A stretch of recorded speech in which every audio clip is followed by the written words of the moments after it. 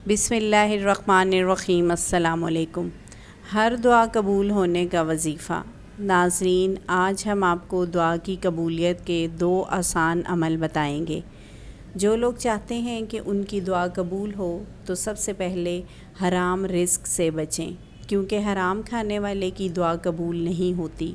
और जब भी दुआ मांगा करें तो दुआ मांगने से पहले सूरह ज़ुमर की आयत नंबर 46 सिर्फ़ एक मरतबा पढ़कर अल्लाह पाक से दुआ मांग लें।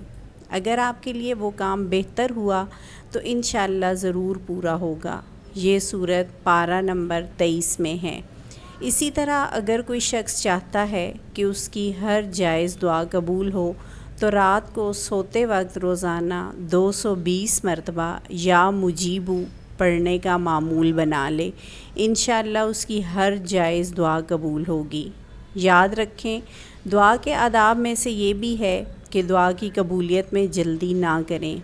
हदीस शरीफ में है कि अल्लाह ताला 3 आदमियों की दुआ कबूल नहीं करता। एक वो कि गुनाह की दुआ मांगे, दूसरा वो कि ऐसी बात चाहे जिससे कता ताल्लुक़ हो, और तीसरा वो कि दुआ की कबूलियत में जल्दी करे कि मैंने दुआ मांगी अभी तक कबूल नहीं हुई। जो भी वजीफ़ा करें शुरू और आखिर में 11-11 दफ़ा दरूद शरीफ लाज़मी पढ़ें। जज़ाकल्लाह।